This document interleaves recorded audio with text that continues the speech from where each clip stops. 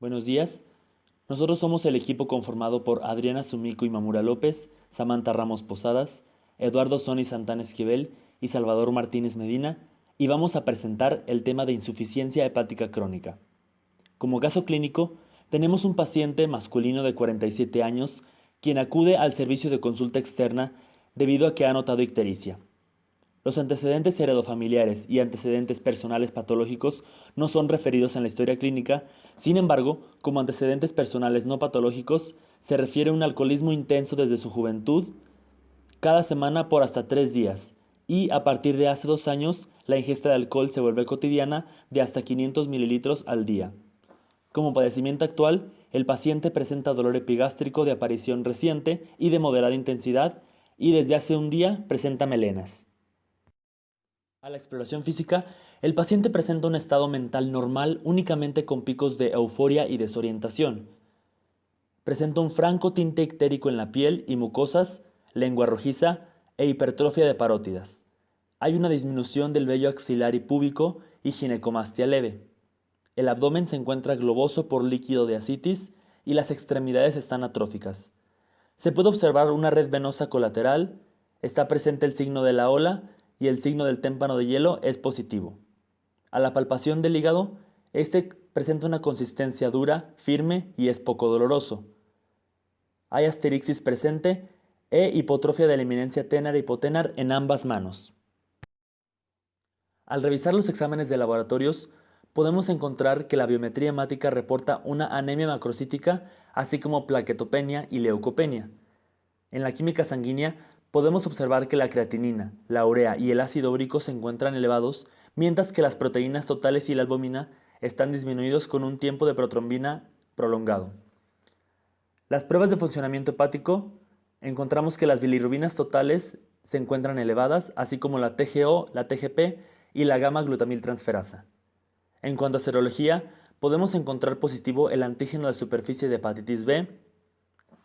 Al ultrasonido, se encuentra una glándula hepática disminuida de tamaño, macronódulos en su superficie, abundante líquido de ascitis y aumento de tamaño del vaso. Se realiza una endoscopía en la cual se observan varices esofágicas de grado 2 sin evidencia de sangrado reciente. Ahora vamos a hablar de la insuficiencia hepática crónica, la cual es un proceso difuso que se caracteriza por fibrosis y un cambio en la arquitectura normal del hígado hacia una estructura nodular como consecuencia de procesos inflamatorios crónicos. Las principales causas a nivel mundial son tanto el alcoholismo como la hepatitis C. Sin embargo, existen otras causas menos comunes, como son la hepatitis autoinmune, cirrosis biliar primaria y hepatopatías metabólicas, entre otras. Actualmente existen dos escalas principales para estadificar las etapas de progresión de la enfermedad hepática crónica o cirrosis hepática. Una es la escala modificada de Child-Pugh y la otra es la escala modelo para la enfermedad hepática terminal, o MELT por sus siglas en inglés. Estas escalas ambas son importantes porque nos van a ayudar a identificar pacientes de alto riesgo, tomando en cuenta que la mortalidad de la enfermedad hepática crónica puede variar desde 1 hasta 47% en un año. Todo esto va a depender de las complicaciones que se presenten. Child-Pugh evalúa la severidad de la disfunción hepática, estadificándola por puntuación de 1 a 3 según lo que se obtenga en cada parámetro, los cuales son ascitis, bilirrubina total en sangre, albúmina, tiempo de protrombina o INR y el grado de encefalopatía que presenta el paciente. Esta encefalopatía va a ser medida por la escala de Wets y Heaven que vamos a ver más adelante. Así podemos tener una enfermedad grado A o bien compensada de 5 a 6 puntos que van a presentar una sobrevida de 100% a un año y 85% a 2. Una enfermedad grado B o una enfermedad con compromiso funcional significativo con una puntuación de 7 a 9 y que van a presentar sobrevida de 80% a un año y 60% a 2. Y por último, el grado C o una enfermedad descompensada, que son pacientes que tienen de 10 a 15 puntos, van a presentar una sobrevida de 45% a un año y 35% a 2. Entonces, con los datos clínicos que nos presenta el caso, El paciente va a presentar una enfermedad descompensada, con 14 puntos, por lo que tiene un muy mal pronóstico de sobrevida a un año. De manera clásica, la escala MELT era útil para predecir la supervivencia de pacientes que fueron sometidos a shunts portosistémicos intrahepáticos transyugulares, o TIPS. Actualmente la escala cuenta con 3 parámetros, que son la bilirrubina total, la creatinina sérica y el INR, aunque algunos autores también consideran por ahí o incluyen el sodio sérico. Sin embargo, lo más común es que solamente se incluyan estos 3 parámetros.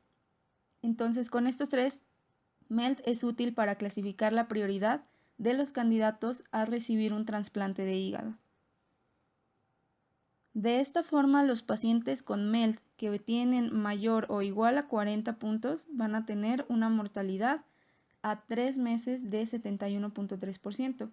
Los que presentan de 30 a 39 en su puntuación es de 52.6%, 20 a 29 de 19.6%, de 10 a 19, 6%, y los que presentan igual o menor a 9, 1.9% de mortalidad a 3 meses. En este caso clínico, el paciente presenta un MELT de 28%, por lo tanto se va a estimar una mortalidad a 3 meses de 19.6%. La mortalidad de la enfermedad hepática crónica radica en sus complicaciones. Las principales incluyen ascitis, peritonitis bacteriana espontánea, encefalopatía hepática, varices esofágicas hemorrágicas, síndrome hepatorrenal, síndrome hepatopulmonar e hipertensión portopulmonar. Una de las primeras complicaciones crónicas de la insuficiencia hepática que vamos a abordar es la encefalopatía hepática.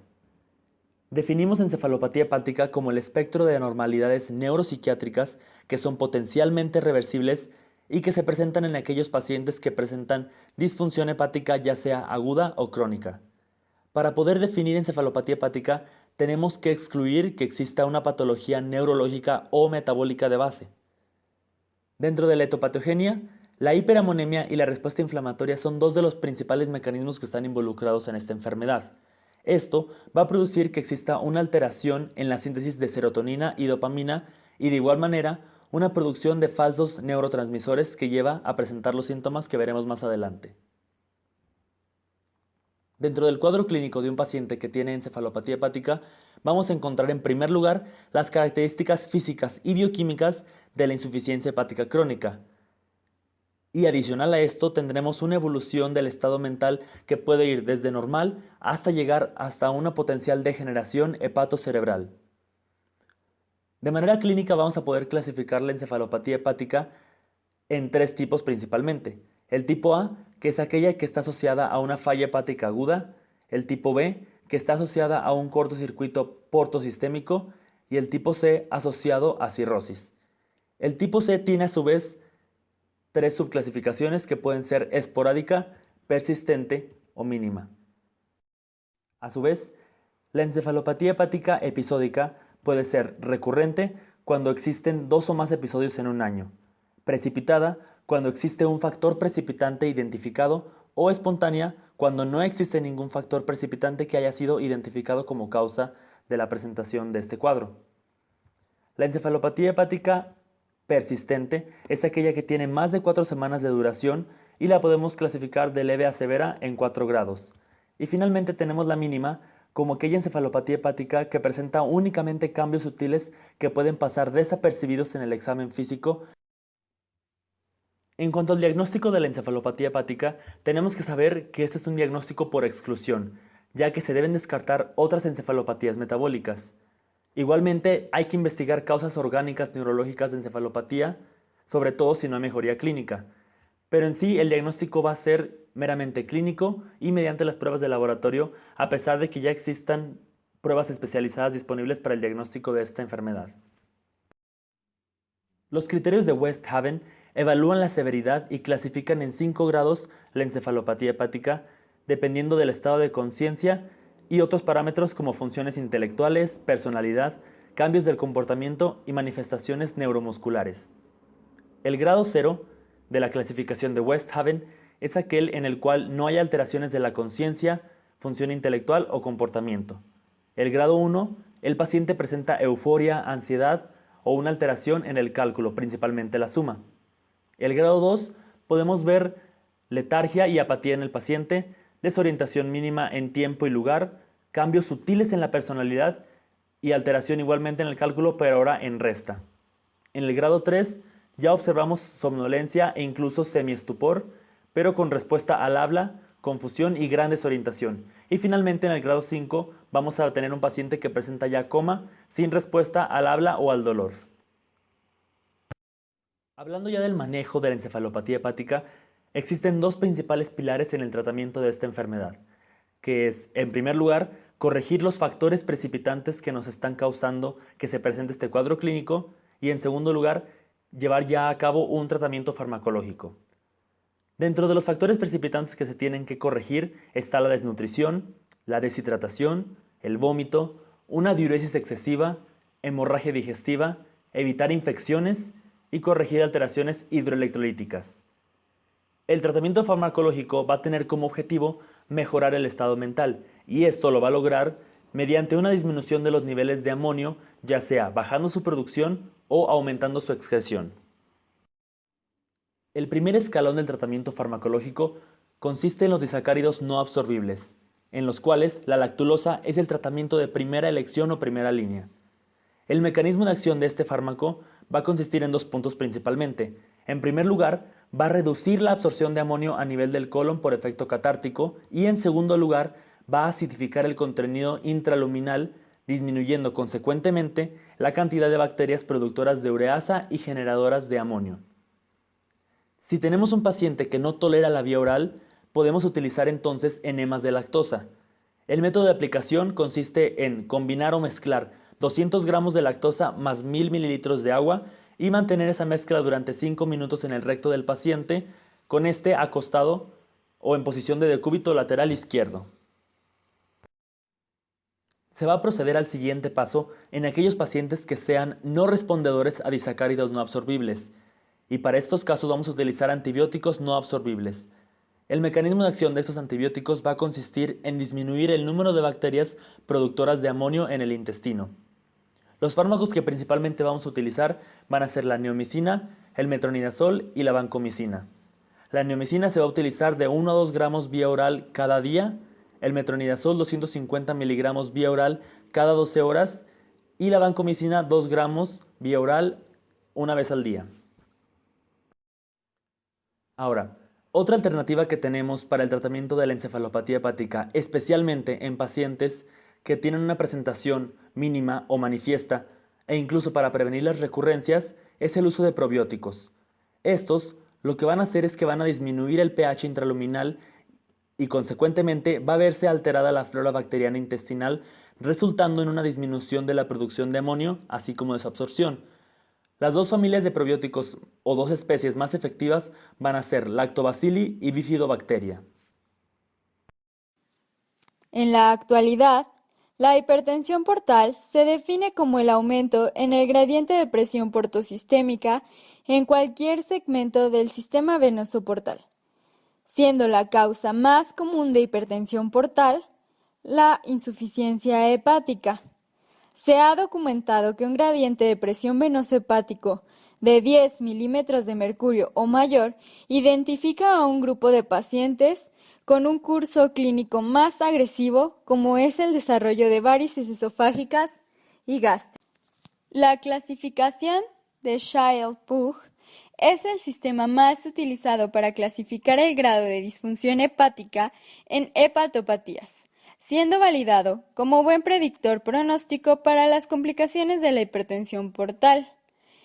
Esta clasificación toma en cuenta parámetros como ascitis, bilirrubina, albúmina, tiempo de protrombina y encefalopatía, a los cuales, dependiendo de sus resultados, se otorgan diferentes puntos. Una puntuación total de 5 a 6 es considerado grado A, enfermedad bien compensada. 7 a 9 es un grado B, compromiso funcional significativo. Y 10 a 15 es grado C, enfermedad descompensada. Estos grados se correlacionan con una sobrevida del paciente al año y a los 2 años. Las varices esofágicas son los canales vasculares que unen la circulación portal con la sistémica. Producidas por hipertensión portal, se sabe que por cada milímetro de mercurio que aumente la presión, aumenta un 11% de probabilidad de sufrir una descompensación clínica. Actualmente la clasificación para varices esofágicas por vía endoscópica toma en cuenta 2 parámetros.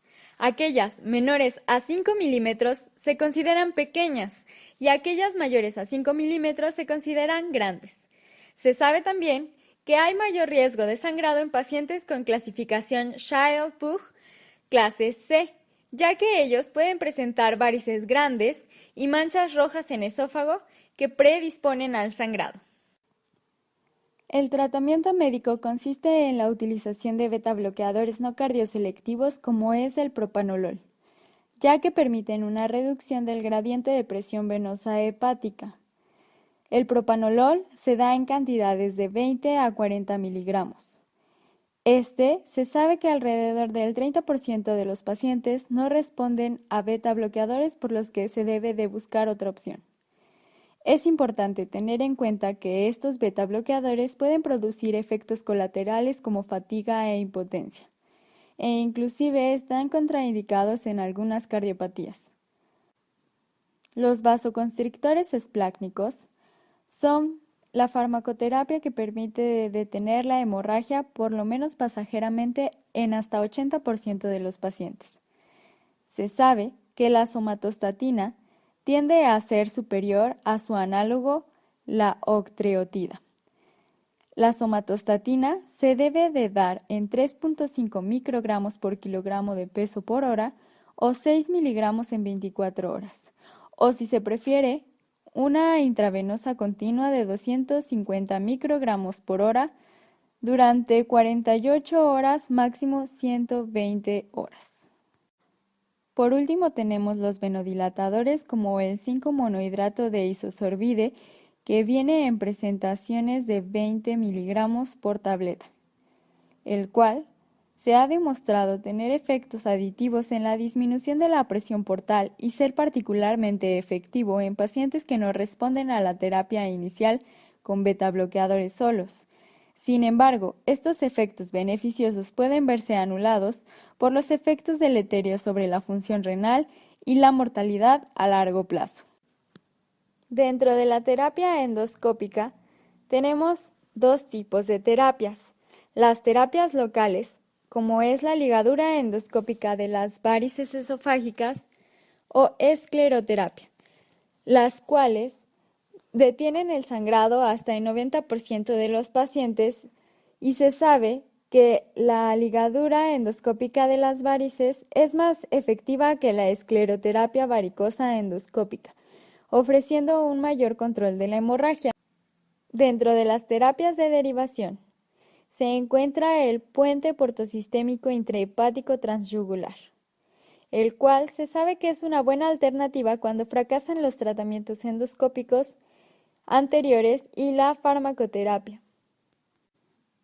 Dentro de la profilaxis primaria consideraremos grandes grupos como son los pacientes sin varices esofágicas, a los cuales se sabe que el propanolol no previene la aparición de dichas varices, por lo que se debe realizar una endoscopía gastroduodenal cada 3 años y se realiza inmediatamente ante signos de descompensación.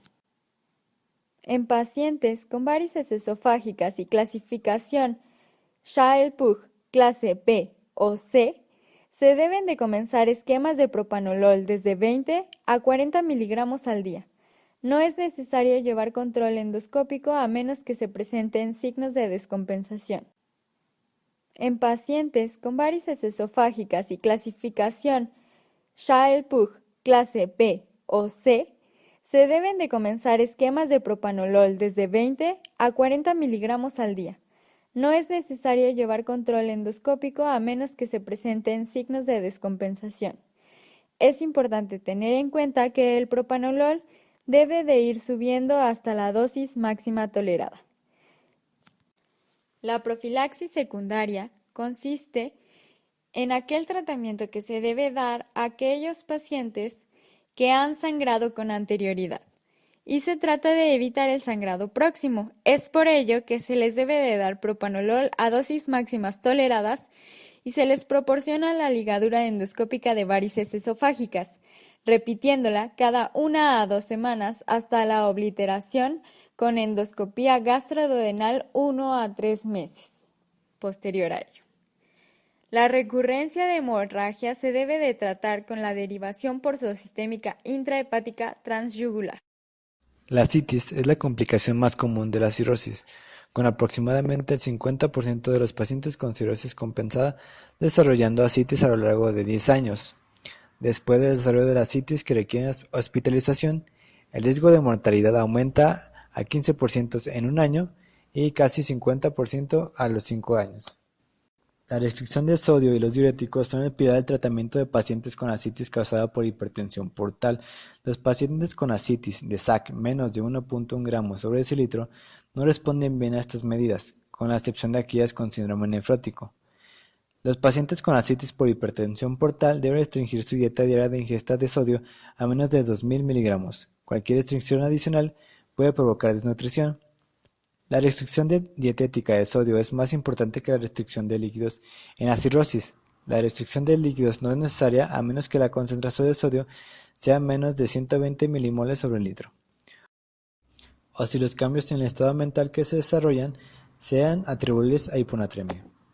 Diuréticos. En pacientes con hipertensión portal, la combinación de espironolactona y furosemida, comenzando con una dosis de 100 mg diarios y 40 mg diarios respectivamente, se recomienda. Si la pérdida de peso es insuficiente, las dosis de diuréticos pueden ser aumentadas simultáneamente cada 3 a 5 días, manteniendo la relación de 100 a 40. Las dosis máximas son de 400 mg de espironolactona y 160 mg de furosemida.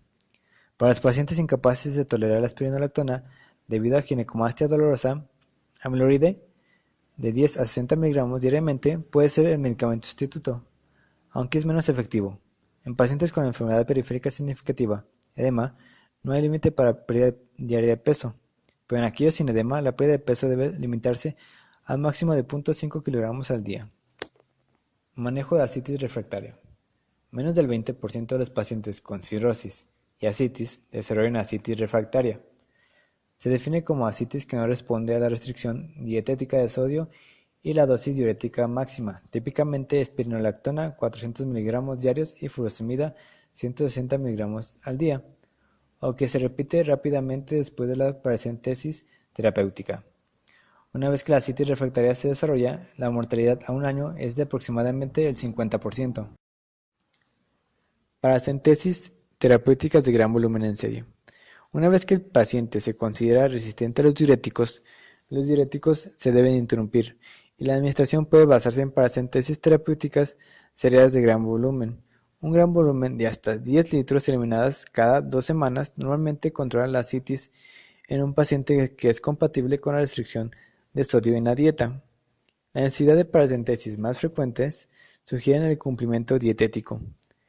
Las paracentesis en serie a largo plazo pueden producir pérdida significativa de proteínas y pueden empeorar la malnutrición, pero la colocación de un tubo de gastrostomía endoscópica en un esfuerzo por proporcionar nutrición debe evitarse en pacientes debido al alto riesgo de mortalidad asociados con la realización del procedimiento.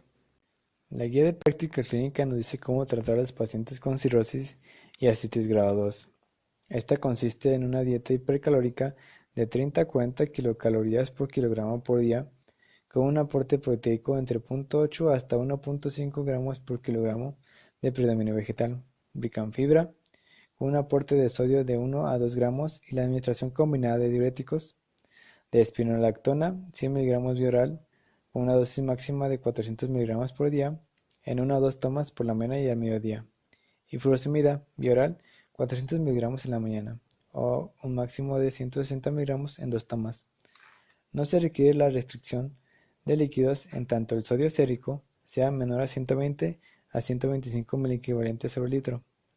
En caso de manifestarse encefalopatía a una concentración de sodio menor a 120 miliequivalentes sobre litro, a pesar de la restricción de líquidos o si la creatinina sérica alcanza concentraciones mayores a 2 mg/dl, deberá valorarse la suspensión de diuréticos y considerar opciones de segunda línea, como paracentesis seriadas, infusión de albúmina, procedimientos de desviación de flujo sanguíneo del sistema venoso portal.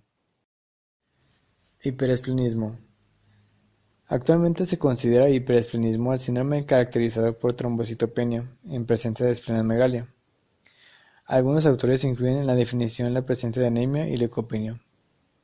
Si bien no existe un consenso en cuanto a criterios diagnósticos, se considera como valores anormales un recuento plaquetario menor a 150.000 sobre milímetro cúbico y leucocitario menor de 3.500 sobre milímetro cúbico.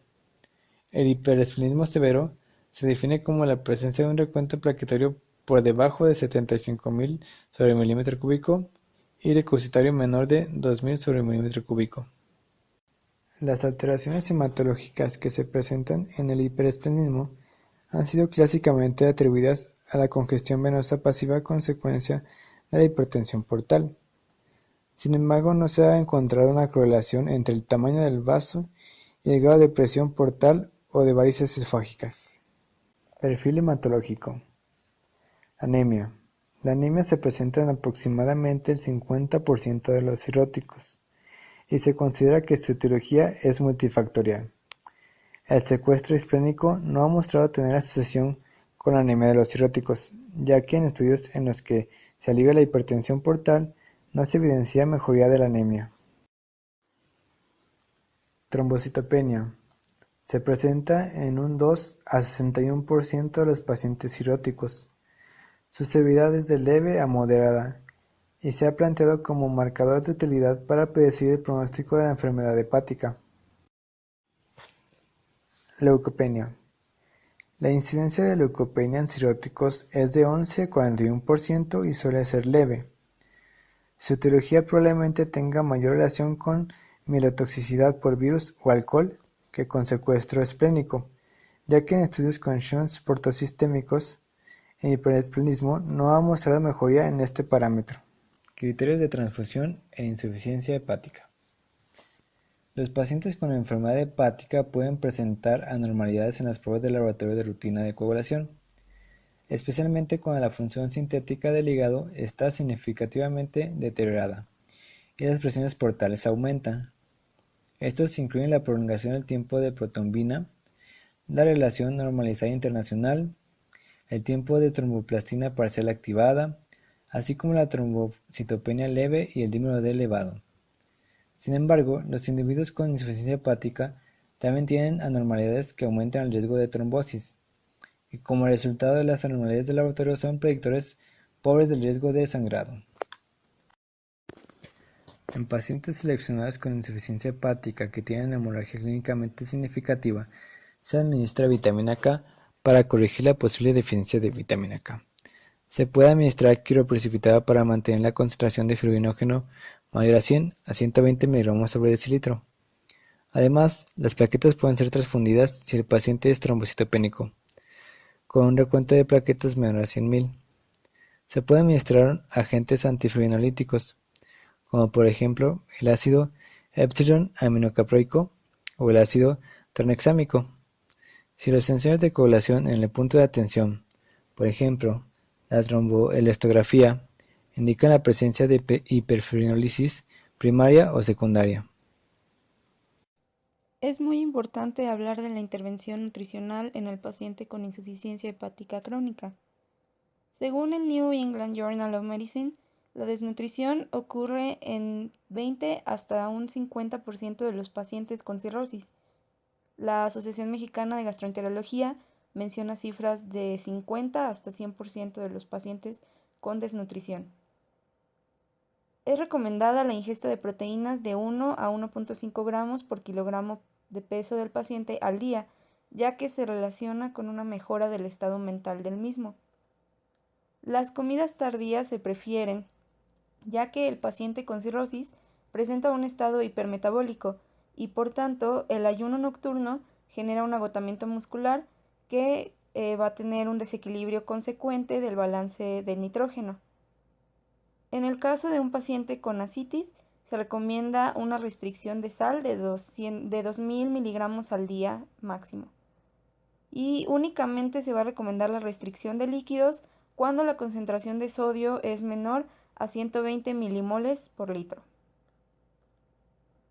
Nuestra guía de práctica clínica recomienda indicar en pacientes con insuficiencia hepática crónica una dieta hipercalórica que se traduce a un aporte proteico de 0,8 hasta 1,5 gramos por kilogramo de peso al día, que esta dieta sea rica en fibra, que tengan un aporte de sodio de 1 hasta 2 gramos por día, y la restricción de líquidos también se da si el sodio sérico únicamente es menor de 125 miliequivalentes por litro. Además, nuestra guía de práctica clínica anexa una tabla con el aporte recomendado de proteínas, carbohidratos, fibra, lípidos, vitaminas y nutrientes inorgánicos, así como la recomendación de restricción de sodio y de agua. Esto para cada entidad nosológica hepática e incluyendo las complicaciones de la insuficiencia hepática crónica.